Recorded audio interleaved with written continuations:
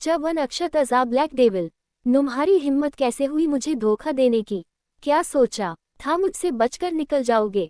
दुनिया में कोई भी ऐसी जगह नहीं जो मुझसे तुम्हें बचा सके। ब्लैक डेविल से अगर कोई किसी को बचा सकता है तो वह सिर्फ ब्लैक डेविल ही है। ये शब्द थे मुंबई की सबसे ऊंची बिल्डिंग की छत पर एक बड़े से किंग साइज चेयर पर बीचों बीच बैठे अक्षत जिंदल, यानी कि ब्लैक डेविल की।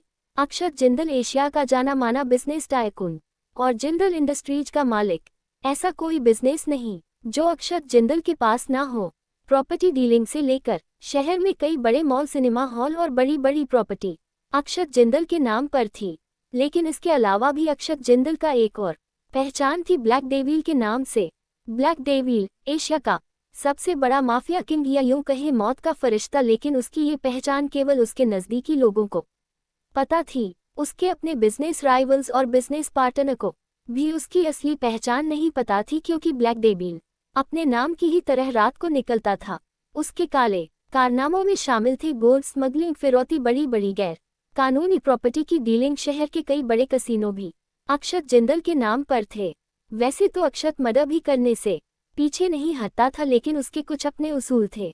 मौत भी जिसके नाम से डर जाए, जिसका नाम लेते ही दुश्मनों की पतलून गीली हो जाए, ऐसा है ब्लैक डेविल।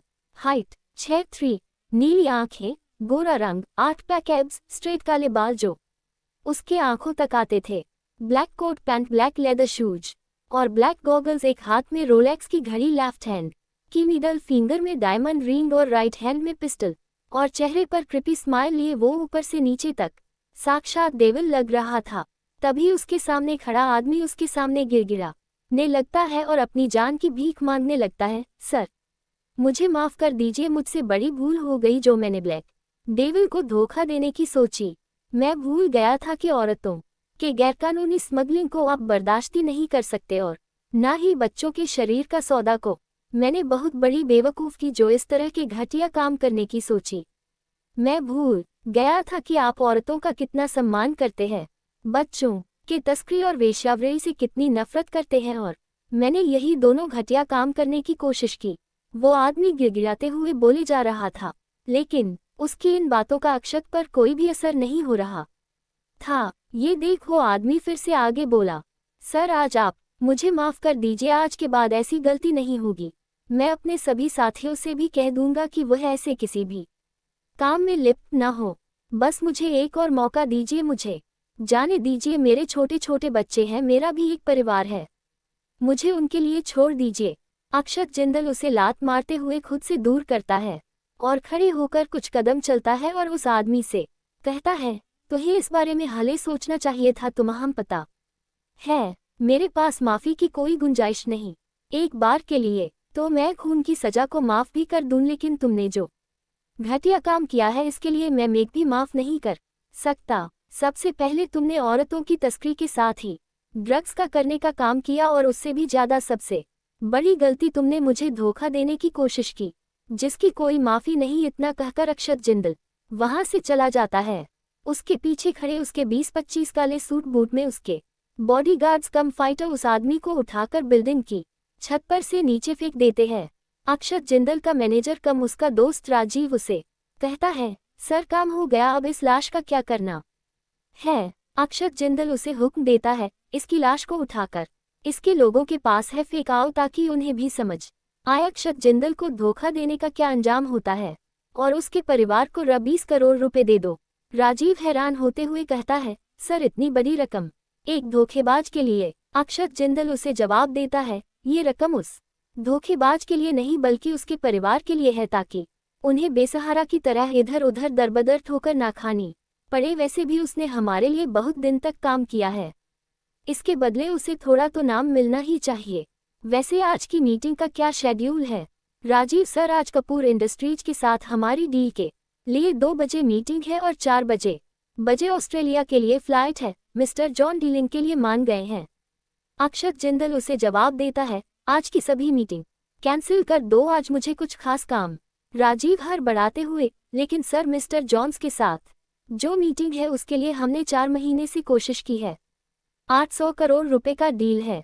अक्षत जिंदल उसे दोबारा कहता है, कैंसिल मतलब cancel, dates final. Okay sir, Rajiv इतना कहकर वहां से चला जाता है। अक्षत का घर, जिंदल हाउस। अक्षत जिंदल अपने घर आया जहां उसकी मां अनामिका जिंदल एक बड़े से किंग साइज सोफे पर बड़ी शान से बैठी हुई थी और उनके हाथ में कुछ लड़कियों के फोटो थे। वो उन लड़कियों की फोटो को बड़े ही प्यार से देख रही थी। अक्षत के आते ही वह उन फोटो को अक्षत की तरफ बढ़ाते हुए बोली, बेटा देखिए, कुछ लड़कियों के फोटो हैं जो मैंने तेरे लिए सिलेक्ट की है। इनमें से किसी लड़की को देखकर तो शादी के लिए हाँ कह दे, वैसे भी तेरी उम्र शादी की हो गई है। माँ, मैंने कितनी बार कहा है मेरे लिए लड़कियां ढूंढना बंद कीजिए, मुझे किसी लड़की से शादी नहीं करनी। अक्षत ने वो फोटो देखकर तुरंत कहा। तो उसकी माँ अनामिका जी थोड़ा गुस्से में बोली, क्या ये तू क्या कह रहा है बेटा, मुझे शादी क्यों नहीं करनी?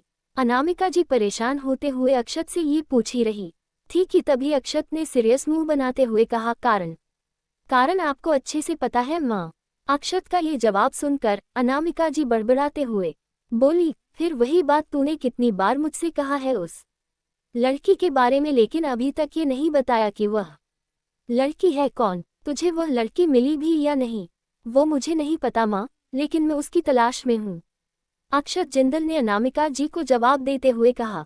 तो अनामिका जी परेशान होते हुए बोली, जब भी पूछती हूँ हमेशा तेरा जवाब न में ही होता है।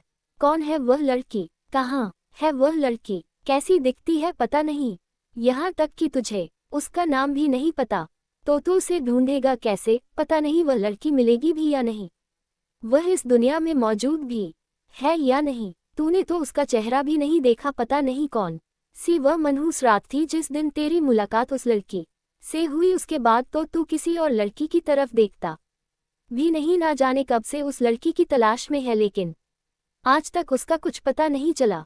मैं पूछती हूँ, जिस लड़की का चेहरा भी तूने नहीं देखा तो उसे ढूंढेगा कैसे?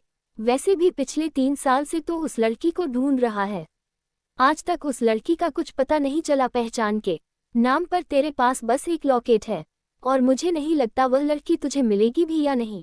अक्षत जिंदल अपनी माँ को कहता है, वह सब मुझे नहीं पता लेकिन मैं उसी लड़की से शादी करूंगा, उसके अलावा किसी से नहीं, और उस लड़की को तो मैं कहीं ना कहीं से ढूंढ ही निकाल लूंगा। अगर वह लड़की तुझे नहीं मिली तो?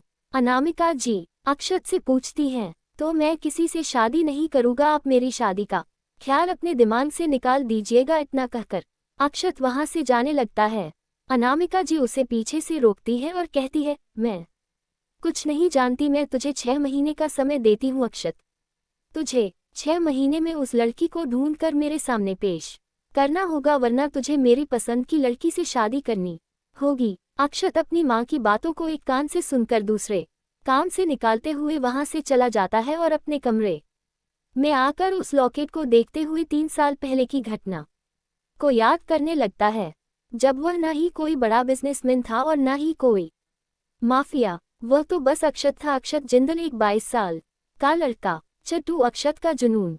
अक्षत जिंदल की माँ अनामिका जिंदल उसे 6 महीने का समय देती है उस लड़की को ढूंढकर उनके सामने पेश करने के लिए, ताकि वह उसकी शादी उस लड़की से करा सके। अगर ऐसा नहीं हुआ तो 6 महीने बाद अक्षत जिंदल को अपनी माँ की पसंद की हुई लड़की के साथ शादी करनी होगी। अक्षत जिंदल अपनी माँ की बातों को एक कान से सुनकर दूसरे कान से निकालते हुए अपने कमरे चला जाता है और अपने कमरे में आकर उस लॉकेट को देखता है। उस लॉकेट को देखते हुए वह अपने 3 साल पुराने पास्ट में चला जाता है, जब वह कोई माफिया कोई बिजनेसमैन नहीं था, सिर्फ अक्षत था। अक्षत जिंदल एक 22 साल का लड़का। वह खुद से कहता है, कैसे भूल सकता हूँ उस रात को जब मेरी जिंदगी ने एक नया मोड़ लिया था। 31 दिसंबर की वो रात जब सारी दुनिया नई साल की खुशियां मनाने के लिए तैयार था। मैं अपनी जिंदगी का अंत करने जा रहा था और तभी मुझे वह मिली, अंधेरों में एक रोशनी की तरह। दरअसल अक्षत का भी एक राज है। आज से लगभग 3 साल पहले अक्षत अपनी परेशानियों से हताश होकर सुसाइड करने के लिए एक पुल पर जाकर खड़ा हो जाता है। वह उस पुल पर खड़ा होकर अपने जीवन की कश्मकश में उलझा हुआ था और आत्महत्या जैसे ख्याल को अपने दिमाग में ला ही रहा था कि तभी एक लगभग 18 साल की दुबली पतली सी लड़की आइसक्रीम खाते हुए उसके पास आती है और उससे कहती है, सुसाइड करना चाहते हो? यहाँ से कूदकर अपनी परेशानियों से छुटकारा पाना चाहते हो? अच्छा है, कूद जाओ, इसी बहाने धरती से कुछ बोझ तो कम होंगे, वैसे भी पॉपुलेशन बहुत बढ़ गया है। मैं तो कहती हूँ तुम अकेले क्यों कूद रहे हो, अपने पूरे परिवार को यहाँ लेकर आओ और सबके साथ छलांग मार दो। डॉट डॉट उस दुबली पतली लड़की ने पिंक हुडी पहन रखी थी। उसका पूरा चेहरा उस हुडी से ढका हुआ था, वह भी उस पुल के ऊपर दोनों तरफ पैर करके बैठ जाती है और अक्षत से कहती है प इक्वल्स। वैसे एक बात बताओ, तुम सुसाइड करना क्यों चाहते हो? अक्षत कोई जवाब नहीं देता। वह लड़की अक्षत से कहती है जरूर कोई बड़ी परेशानी रही होगी, इसीलिए तुम इतना बड़ा कदम उठाने जा रहे हो। लेकिन एक बात बताओ, क्या तुम्हारे सुसाइड करने से तुम्हारी सारी परेशानियां खत्म हो जाएंगी? और तुम्हारी जाने के बाद तुम्हारे परिवार का क्या होगा? क्या वह परेशानी तुम्हारे परिवार के ऊपर आ नहीं गिरेंगी? क्या वह परेशानी तुम्हारे परिवार से ज़्यादा इम्पोर्टेंट है कि तुम इसे ज़्यादा तवज्जो दे रहे हो? तुमने जीवन की आस छोड़ कर मौत का दामन थामने का फैसला कर लिया है। जरूर इस परेशानी में कुछ तो बात होगी जो तुमसे तुम्हारे परिवार का आंचल भी छुड़वा रही है। लेकिन क्या कभी सोचा है तुम्हारी जाने के बाद तुम्हारे परिवार का क्या होगा? तुम्हारी फैमिली में तुम्हारी माँ बाप होंगे, भाई बहन होंगे, या कोई ऐसा जिसे तुम बहुत प्यार करते होगे, या वह तुमसे बहुत प्यार करता होगा। क्या तुम्हारे जाने के बाद वह जी पाएंगे? अक्षत उस लड़की से कहता है तुम हम क्या पता मुझे क्या परेशानी है और मैं क्यों 10 फैसले को लेने जा रहा हूँ। तुम तो चुपचाप बैठकर पुल पर मजे से आइसक्रीम खा रही हो। इस ठंड के मौसम में भला आइसक्रीम कौन खाता है? और तुम इस पुल के ऊपर बैठकर मुझे भाषण दे रही हो। अगर जरा भी पैर लड़खड़ाए तो मेरे से पहले तुम ऊपर पहुंच जाओगी। वह लड़की हंसते हुए अक्षत से कहती है ऐसा नहीं होगा, क्योंकि मेरे नसीब में अभी मौत नहीं लिखी। मैंने ये कोशिश पहले भी 2 बार कर चुकी हूँ और दोनों बार फेल हो गई। अक्षत हैरान होते हुए उस लड़की से पूछता है फिर तुमने तीसरी बार कोशिश नहीं की? 2। वह लड़की हंसते हुए कहती है नहीं, क्योंकि तीसरी बार मैंने अपनी जिंदगी को मौका दिया और आज तुम्हें मौका दे रही हूँ। डॉट डॉट एक बार फिर सोच लो, और अगर मरना ही चाहते हो तो पहले अपने पूरे परिवार को मार देना, ताकि तुम्हारे पीछे कोई रोने वाला ना बचे। वैसे भी तुम्हारे जाने के बाद उन लोगों का जीवन तो मौत से भी बदतर हो जाएगा। अक्षत उस लड़की को बताता है मेरे पीछे रोने वाले कोई नहीं, पिताजी की मौत 1 साल पहले ही हो गई है। चाह मुझसे बहुत प्यार करते थे, फिर माँ थी, लेकिन ना जाने क्यों उन्होंने किसी और से शादी कर ली, और वह आदमी मुझे बिल्कुल भी पसंद नहीं। मैं उसे अपने पिता के रूप में नहीं देखना चाहता, इसलिए मैं मरकर अपने पिता के पास जाना चाहता हूँ। ये सुनकर वह लड़की और जोर जोर से हंसने लगती है और अक्षत से कहती है बस इतनी सी बात, तुम्हारे पिताजी इस जीवन से चले गए तो इसका मतलब यह नहीं कि तुम्हारी माँ का जीवन भी खत्म हो गया। उन्हें भी अपना जीवन जीने का पूरा हक है। एक औरत होने के नाते उन्हें एक जीवन साथी के सहारे की जरूरत है। तुम उनके बेटे होकर जब इस बात को नहीं समझोगे तो दुनिया को तो तुम्हारी माँ जवाब देते देते थक जाएगी। कभी सोचा है डॉट डॉट तुम्हारे मरने के बाद सारी दुनिया तुम्हारी माँ से सवाल पूछेगी कि भला उनके बेटे ने सुसाइड क्यों किया? तुम्हारी माँ जीवन भर खुद को कोसती रहेगी कि उनके शादी करने के कारण ही उनके बेटे की मौत हो गई। वह जी नहीं पाएंगी। क्या तुम चाहते हो कि तुम्हारे जाने के बाद तुम्हारी माँ घुट घुट कर जिए? उन्हें भी हक है अपनी खुशियाँ तलाशने का, तुम्हें भी उनकी खुशियों में खुश होना चाहिए। तुम अब बड़े हो गए हो, बच्चे तो नहीं रहे। इतनी छोटी छोटी बातों पर आत्महत्या करने जाओगे? इस दुनिया को देखो, खूबसूरत तारों को देखो। अभी तुम्हारे जीवन में बहुत खुशियाँ बाकी हैं, लेकिन उन खुशियों को महसूस करने के लिए तुम्हारा जिंदा रहना जरूरी है। देखो खुद को, लगभग 20 साल के तो होगे तुम।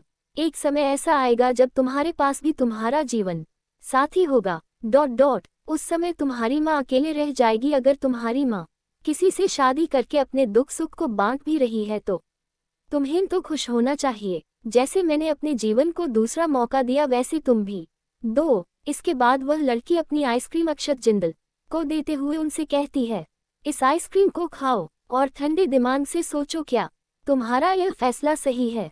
आशा है इसकी ठंडक तुम ही सही फैसला लेने में मदद करेगी। अब मैं चलती हूँ। वह लड़की उसे अपना आइसक्रीम देकर वहां से जाने लगती है।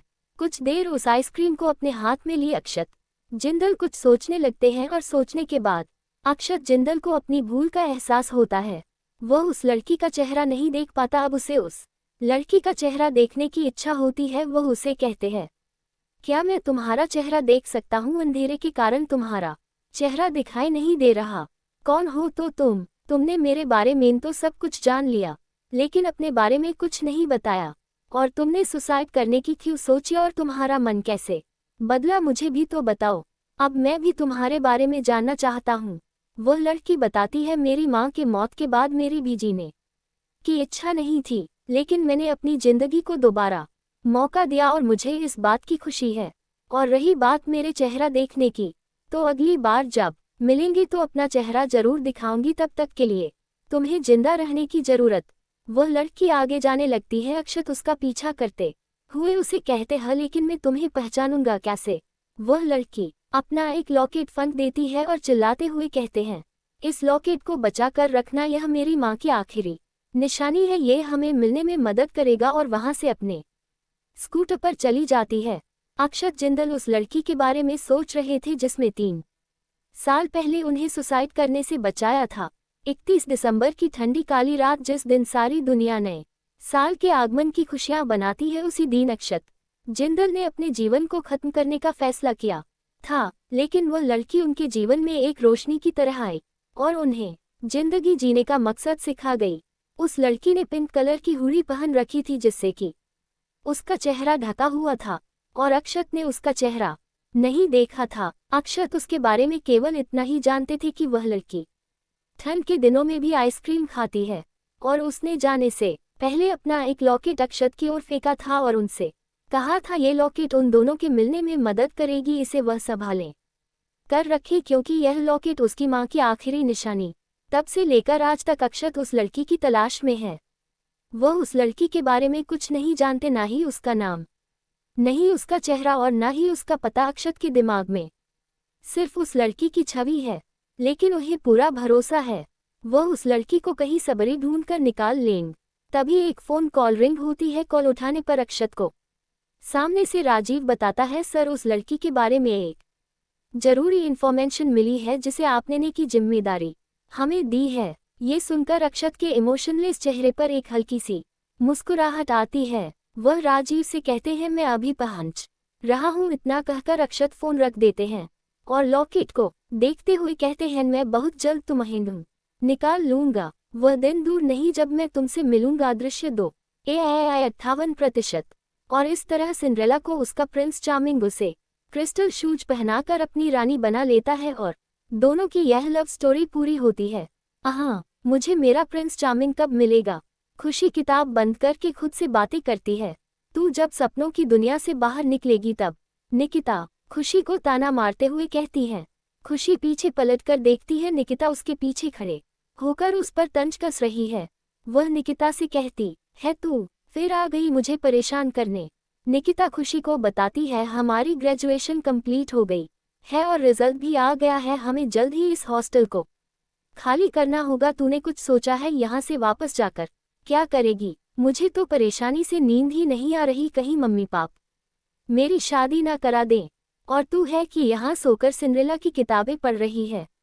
खुशी हमारी 10 कहानी के मुख्य कलाकार निकिता से कहते हैं, अब सिंड्रेला की किताबें ना पढ़े तो क्या करें? जिंदगी भर एजुकेशनल बुक्स पढ़कर दिमाग पक गया है। ये किताबें थोड़ा सा रोमांच तो हमारे जीवन में लाती हैं, वरना कॉलेज में तो एक भी बॉयफ्रेंड नहीं बना, सिंगल के सिंगल ही रह गए। निकिता खुशी की टांग खींचते हुए कहती है, तो तूने ही बॉयफ्रेंड क्यों नहीं बनाया? एक तुझे ही तो परफेक्ट बॉयफ्रेंड चाहिए। मैंने तो कितनी बार कहा यूं ही किसी से दोस्ती कर ले, अरे जवानी है, थोड़ा सा टाइम पास करके बीत जाएगी।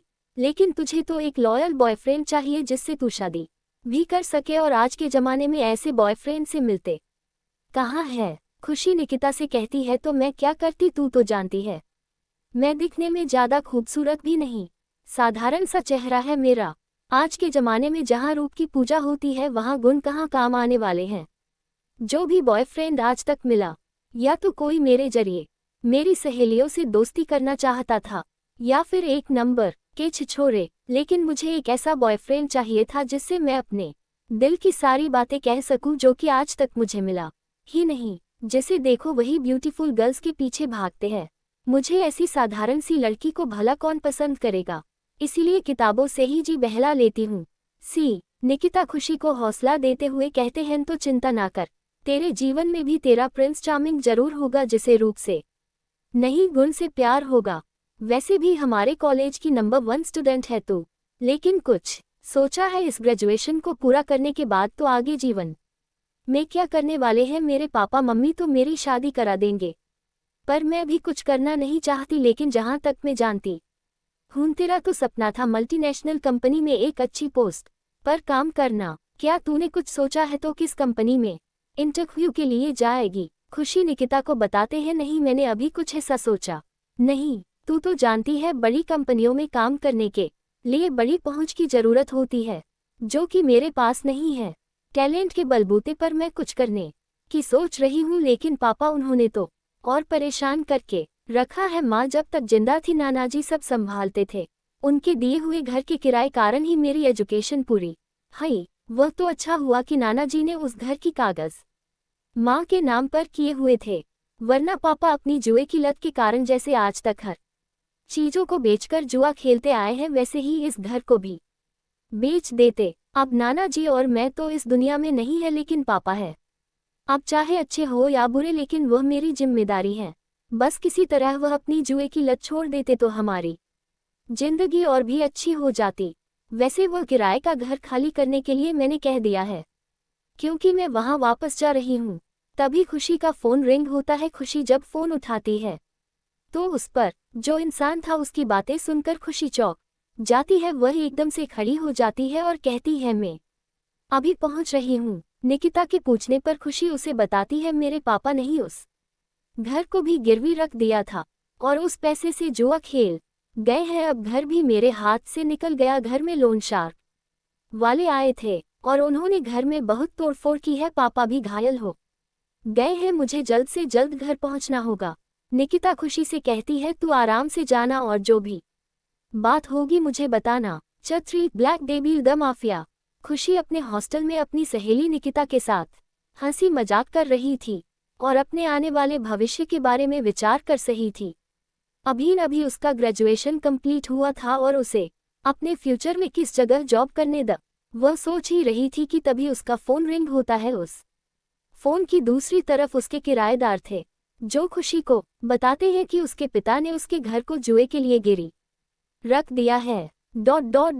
और अभी भी कुछ अमाउंट बाकी है जिसको लेने के लिए लोन शार्क वाले उसके घर पर तोड़फोड़ करके गए हैं, जिसमें उसके पिता भी घायल हो गए हैं। उसे जल्द से जल्द वापस मुंबई आना होगा। इतना सुनकर खुशी हमसे कहती है मैं आ रही हूँ। बस फिर क्या था, अगली ही ट्रेन पकड़कर वह वापस मुंबई आ जाती है।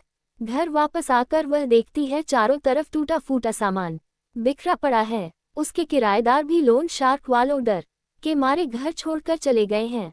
वह अपने पिता को देखने के लिए कमरे में जाती है तो देखती है उसके पिता शराब पीकर बेड पर पड़े हैं। वह उन्हें उठाती है और कहती है पापा आप कैसे हैं? आपको होना लोगों ने ज्यादा तो नहीं मारा? आपको कहीं चोट तो नहीं लगी? चलिए मैं आपको हॉस्पिटल ले चलती हूँ। खुशी की आवाज सुनकर उसके पिता उठकर धीरे से बैठते हैं और उसे देखकर कहते हैं खुशी बेटा तू आ गई, अच्छा हुआ तू आ गई। देख देख उन लोग ने शार्क वालों ने घर का क्या हाल किया है। वह किराएदार भी डर के मारे घर छोड़कर भाग गए हैं। खुशी अपने पापा पर गुस्सा होते हुए कहती है मैं क्या देखूं पापा, आप देखिए आपसे कितनी बार कहा है आप अपनी शराब और जुए की लत को छोड़ दीजिए, लेकिन आप हैं कि कुछ सुनने के लिए तैयार भी नहीं। पर अब आपने इस घर को भी गिरवी रख दिया। आप जानते है ना इस घर के किराए के पैसे से ही मेरी कॉलेज की फीस भरी जाती थी। अभी तो मुझे कोई जॉब भी नहीं मिली तो मैं सारा कर्जा कैसे चुकाऊंगी? अब हम लोग कहाँ रहेंगे? उसके पापा खुशी से माफी मांगते हुए कहते हैं बेटा मैंने सोचा था अगर मैं जुम्मे में जीत जाऊंगा तो उस पैसे से आज तक मैंने जो भी कुछ कमाया है उसे वापस पा लूंगा और तेरी शादी धूमधाम से करूंगा, लेकिन मैं सारे पैसे हार गया, मुझे माफ कर दे। खुशी यह जानती थी कि उसके पापा झूठ बोल रहे हैं, लेकिन फिर भी वह उसके पापा थे। वह हमसे बहुत प्यार करती थी। वह उन्हें रोता नहीं देख सकती थी, वह उन्हें माफ कर देती है ... और उनसे कहती है पापा अब ये बताए हम लोग कहाँ रहेंगे? हमारे कोई रिश्तेदार भी तो हमारा साथ नहीं देंगे। आपने उन लोगों से इतना कर्जा ले रखा था कि हमारे रिश्तेदारों ने भी हमसे बात करना छोड़ दिया है। अब हम कहाँ जाएं? आपने कुछ सोचा है? लेकिन उसके पापा उसकी पूरी बात सुनने से पहले ही बेहोश हो जाते हैं। उन्होंने इतनी शराब पी ली थी कि उन्हें अपना ही होश नहीं था। खुशी उनकी हालत देखकर मन रोने लगती है, फिर सोचती है रोने से क्या फायदा, जो जाना था वह चला गया। मेरी ही गलती है। माँ के बाद इस प्रॉपर्टी को अपने नाम कर लेना चाहिए था। इसके बाद पापा इसे बेच भी नहीं पाते, लेकिन मैंने पापा पर भरोसा करके इस घर को माँ के नाम पर ही छोड़ दिया था और कानूनन अब पापा नहीं से गिरवी रख दिया है। अब मुझे कोई और जगह तलाश नहीं होगी ताकि हम लोग अपना सर झुका सके। खुशी अपने ना जाने कितने रिश्तेदारों को फ़ोन करते हैं, लेकिन कोई भी उसका फ़ोन नहीं उठाता। सबको पता था कि उसके पापा ने कितना कर्जा ले रखा है, वह उसे चुका तो पाएंगे नहीं बल्कि उन लोगों पर बोझ बनकर रह जाएंगे। खुशी परेशान हो जाती है, उसे कुछ समझ नहीं आ रहा था। उसकी अभी नौकरी भी नहीं लगी है कि वह नए घर के खर्चे को अफोर्ड कर सके। तभी लोन शार्क वालों का फ़ोन आता है और वह लोग कहते हैं कि जल्द से जल्द घर खाली कर दो, क्योंकि इस घर को छोड़कर हमें एक नई बिल्डिंग बनानी है। खुशी उन लोगों से कुछ समय की मोहलत मांगती है, लेकिन वह लोग कुछ नहीं सुनते। वह लोग कल सुबह तक का समय देते हैं, वरना वह लोग आकर फिर से तोड़फोड़ करेंगे। अब खुशी परेशान होकर रोते रोते अपनी माँ की फोटो के आगे बैठ जाती है और वही सो जाती है। सुबह जब उसकी आंख खुलती है 10 बजे बज चुके थे। वह जल्दी जल्दी अपना बचा कुछा सामान पैक करने लगती है। तभी दरवाजे की घंटी बजती है। खुशी जाकर दरवाजा खोलती है। वह देखती है दरवाजे पर लोन शार्क वाले खड़े हैं। वह लोग खुशी से कहते हैं, जल्दी सामान लेकर बाहर जाओ, वरना हम तुम्हारे सम्मान को उठाकर बाहर फेंकने लगे। खुशी उन लोगों से लड़ने लगते हैं और कहती है, कैसे लोग हो तुम, बिल्कुल भी समय नहीं दे सकते। हम कहाँ जाएंगे, हमें कहीं जाने का मौका तो दो, हमें कुछ इंतजाम करने का समय दो। तुम लोगों में इंसानियत नहीं है क्या? तुम्हारे घर में परिवार और बच्चे नहीं हैं? खुशी की बातें सुनकर लोन शार्क में जो मेन आदमी था वो खुशी पर गुस्सा होने लगता है और उसे बताता है, क्या तुम्हें पता है तुम्हारे पिता ने क्या किया है? अगर तुम्हें पता चलेगा तो तुम अपने पिता से नफरत करने लगोगी। और उसका सामान उठाकर बाहर फेंकने लगता है। खुशी उससे कहती है, मेरा सामान बाहर मत फेंको, हम चुपचाप चले जाएंगे। खुशी उनसे कहती है, मुझे पता है मेरे पिता ने क्या किया है। उन्होंने इस घर को गिखी तो ही रखा है, बेचा तो नहीं है। तुम लोग रुक जाओ। वह आदमी खुशी को कुछ और भी बताने वाला होता है कि तभी उसके लोग सामान फेंक ही रहे होते हैं कि तभी उनकी नज़र खुशी के बैग में पड़ी फोटो पर पड़ती है। वह आदमी उस फोटो को देखकर हैरान हो जाता है। दूसरी तरफ खुशी के पिता बेड पर नशे में पड़े थे और नशे में खुशी से माफ़ी मांग रहे थे। मुझे माफ़ कर दो खुशी, मुझे ऐसा नहीं करना चाहिए था, लेकिन मेरे पास दूसरा कोई रास्ता नहीं था। खुशी को ऐसा लगता है उसके पिता घर को गिरवी रखने के लिए उससे माफ़ी मांग रहे हैं। अब उसे मन में दया नहीं लगती है और वह मन ही मन अपने पिता को माफ़ कर देती है। तभी कुछ देर में खुशी अचानक बेहोश हो जाती है। उसने कल रात से कुछ नहीं खाया था, ऊपर से इतनी सारी टेंशन, कमजोरी के मारे उसे चक्कर आने लगता है और वह बेहोश होकर गिर पड़ती। इधर अक्षत जिंदल अपने ऑफिस से कॉल आने पर वहां पहुंचता है, जहां वह एक नई लड़की को देखता है और पूछने पर उसे पता चलता है कि यह वही लड़की है जिसने उस रात उसकी जान बचाई थी। अक्षत उस लड़की के सामने 1015 लॉकेट रख देता है और उनमें से किसी एक लॉकेट को पहचानने के लिए कहता है। वह लड़की सही लॉकेट को पहचान नहीं पाती। अक्षत कुछ लड़की पर गुस्सा होते हुए कहता है, चुपचाप यहाँ से चली जाओ, वरना पता नहीं मैं तुम्हारा क्या हाल करूँगा। मैं और तू को हाथ नहीं उठाता, वरना मुझे धोखा देने की सजा तुम जानती नहीं। वह लड़की डर के मारे वहाँ से चली जाती है। अक्षत मन ही मन सोचता है, ना जाने कितनी ही लड़कियाँ आज तक मेरे सामने आए, लेकिन आज तक मुझे वह नहीं मिली। ना जाने मुझे अभी कितना इंतजार करना होगा। इसके बाद अक्षत राजीव को फ़ोन करता है और उससे कहता है, मेरी ऑस्ट्रेलिया की टिकट बुक करो, मैं आज ये मिस्टर जॉन से मिलना चाहता हूँ। अक्षत जिंदल अपने बिजनेस के लिए ऑस्ट्रेलिया चले जाते हैं। इधर खुशी के घर में लोन शार्क वाले तोड़फोड़ कर रहे थे। खुशी जब उन्हें तोड़फोड़ करने से मना करती है, वह लोग खुशी को कुछ बताना चाहते थे, लेकिन इससे पहले कि वह लोग खुशी को कुछ बता पाए, खुशी उनसे कहती है, मुझे पता है मेरे पिता ने इस घर को बेच दिया है। तभी वह देखती है खुशी के पिता बेड पर नशे में पड़े हैं और उससे नशे में माफ़ी मांग रहे हैं। मुझे माफ़ कर दो खुशी, मुझे ऐसा नहीं करना चाहिए था। खुशी को अपने पिता की हालत पर तरस आता है और वह मन ही मन उन्हें माफ कर देती है। 58%। लोन शार्क वाले खुशी का सामान उठाकर बाहर फेंकी रहे थे, तभी खुशी के सम्मान में उन्हें एक फोटो दिखाई देती है। इस फोटो को देखकर वो हैरान हो जाती है। इतनी ही देर में खुशी अचानक चक्कर खाकर बेहोश होकर गिर जाती है। कल रात से कुछ नहीं खाया था, इसीलिए कमजोरी से उसे चक्कर आ जाते हैं। अगले पल खुशी को जब हो जाता है तो वह खुद को एक आलीशान बंगले में कैद पाती है। वह चारों तरफ इधर उधर देखती है, लेकिन वहां दूर दूर तक कोई नहीं था। खुशी घूमते घूमते नीचे लॉन में आती है। दोनों तरफ आलीशान सोफा, बड़े बड़े गुलदस्ते, बड़ी सीढ़ियां जो ऊपर कमरे की तरफ जाती हो, इन्हीं के जरिए खुशी नीचे की तरफ आई थी। वह चारों तरफ अपनी नजर घुमाती है। इतना आलीशान बंगला उसने सिर्फ अपने सपनों में ही देखा था या किसी बड़ी फिल्म में। सफेद संगमरमर की दीवारों से बनी यह आलीशान हवेली किसी सिंड्रेला की कहानियों की तरह लग रही थी। तभी वहां किसी के कदमों की आवाज आती। खुशी उन कदमों की आवाजों को सुनकर वापस ऊपर उसी जगह चली जाती है जहां से वह आई है। वह कदमों की आवाज धीरे धीरे नजदीक आ रही थी। तभी एक आवाज से खुशी उठकर खड़ी हो जाती है। यह आवाज खुशी से पूछती है, तुम्हें होश आ गया? तुम्हें कुछ चाहिए? तुम्हारे लिए नाश्ता बाहर टेबल पर रखा हुआ है, आकर खा लो। खुशी उस आवाज का पीछा करते हुए आती है। उसे कोई दिखाई नहीं देता।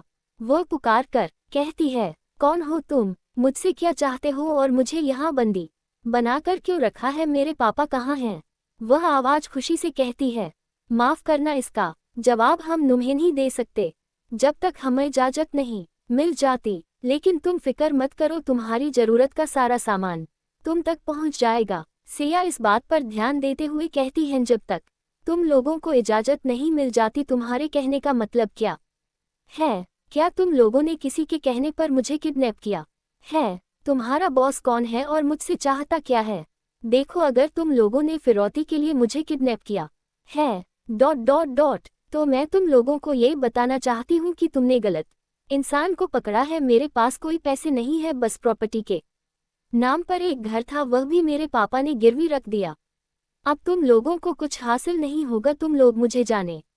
लेकिन वह आवाज खुशी के इस बातों का कोई जवाब नहीं देती। खुशी बहुत देर तक उसके जवाब का इंतजार करती है। जब कोई जवाब नहीं मिलता तो वह खाना खाने से इनकार कर देती है। फिर भी वह आवाज खुशी को कोई जवाब नहीं देता। अब तक खुशी को बहुत जोर से भूख लग चुकी थी। वह जानती थी अगर वह खाना नहीं खाएगी तो वह और कमजोर पड़ जाएगी और उसे यहाँ से निकलने के लिए ताकत की जरूरत है, इसीलिए वह उस खाने को खा लेती है। खाना खाने के बाद खुशी यह सोचती है कि उसे यहाँ पर कैद क्यों गया है और किसने किया है। वह तो किसी को जानती नहीं। क्या पापा द्वारा लिए गए लोन देने वाले शख्स ने मुझे किडनैप किया है? फिर वह अपने दिमाग पर जोर डालती है। बेहोश होने से पहले उसके आसपास कौन था उसे याद आता है। लोन शार्क वालों से वह झगड़ा कर रही थी कि उसके घर में तोड़फोड़ ना की जाए। उसके बाद वह बेहोश हो गई और उसकी आंख ही था यहाँ खुली। इसका मतलब उन्हीं लोगों ने मुझे किडनैप किया। लेकिन क्यों? उन लोगों ने तो मेरे घर पर कब्जा कर लिया है, तो मुझे किडनैप करने की क्या वजह हो सकती है? 11 ये लोग मुझे इस बारे में बताने वाले नहीं। मुझे इस बारे में पापा से पूछना होगा, लेकिन इसके लिए मुझे यहाँ से निकलना होगा। उसके बाद खुशी यहाँ वहाँ देखने लगती है। वहाँ से बाहर जाने के लिए रास्ता ढूंढते हैं और कुछ ही देर में वह खिड़की के सहारे लंबी सी रस्सी बांधकर नीचे उतरने की कोशिश करती है ... लेकिन जब वह खिड़की से बाहर जाती है तो उसे तो चक्कर ही आने लगते हैं, क्योंकि यह घर काफी ऊंचा और बड़ा था। हर खुशी इस वक्त जिस जगह पर खड़ी थी वह लगभग 16 माले पर था, यानी कि खुशी का यहाँ से निकलना भी मुश्किल है। वह मन में सोचती है, अब वह यहाँ से कैसे निकले। पास भागने के लिए बहुत से रास्ते ढूंढती है, लेकिन उसे रास्ता नहीं मिलता। वह भागकर नीचे आती है और इधर उधर से भागने की कोशिश करती है। तभी उसकी नज़र रसोई घर पर जाती। हाँ ... वहाँ से निकलने के लिए एक विंडो था। वह उसी विंडो के सहारे निकलने की कोशिश करती है, लेकिन यह विंडो भी लगभग 3 माले की ऊंचाई पर था। खुशी किसी तरह आसपास टांगे पर्दों से रस्सी बनाकर नीचे उतरने की कोशिश करती है और उतरने में कामयाब हो जाती है। लेकिन तभी अक्षत के गार्ड खुशी को भागते हुए देख लेते हैं। और वह उसे पकड़ लेते हैं। वह खुशी से कहते हैं यहाँ से भागने की कोशिश मत करना क्योंकि यहाँ आसपास चारों तरफ हथियार लिए पहरा दे रहे हैं। अगर उन्हें खुशी पर बिल्कुल भी शक हुआ तो वह लोग 1 मिनट नहीं लगाएंगे उसे गोलियों से भून देने में। इसीलिए भलाई इसी में है कि वह अंदर ही रहे और अगली ऑर्डर का वेट करें। खुशी यह सुनकर चौंक जाती है और पूछती है अगला ऑर्डर कैसा होता है? यहाँ कोई 5 स्टार होटल है क्या जो वेटर की तरह ऑर्डर पूरे करूंगी? मुझे घर जाना है, मुझे घर जाने दो। तुम लोगों ने मुझे कितना करके क्यों रखा है, मुझे बताओ। 22 वह लोग आपकी खुशी को कोई जवाब नहीं देते और उसे पकड़ कर अंदर ले जाते हैं। कुछ ही देर में वह लोग राजीव को फोन करके उसे बताते हैं सर जिस आदमी ने जुए में अपना घर हारा है उसने जुए में अपनी बेटी को भी लगाया था जो कि वह हार चुका है। हमने प्रॉपर्टी पर तो कब्जा कर लिया लेकिन ये लड़की कुछ ज्यादा ही बोल रही थी इसलिए हम ऐसे भी अपने साथ लेकर आ गए। अब इसका क्या करना है? राजीव उन लोगों से पूछता है उस लड़की को कहाँ रखा है? 2 वह लोग बताते हैं सर उसे हमने ब्लैक डेविल सर के फार्म हाउस पर रखा है। वह लड़की बहुत चिल्ला रही है और भागने की कोशिश भी कर रही है, उसके साथ क्या करना है? प्रश्नवाचक चिन्ह प्रश्नवाचक चिन्ह प्रश्नवाचक चिन्ह। हमें आर्डर दीजिए। राजीव उन लोगों से कहते हैं उस लड़की को अभी वहीं रखो, मैं सर से बात करके तुम लोगों को बताता हूँ। आगे सुनने के लिए बने रहिए, लाइक एंड कमेंट जरूर करें। नेक्स्ट एपिसोड के लिए सब्सक्राइब करें। धन्यवाद।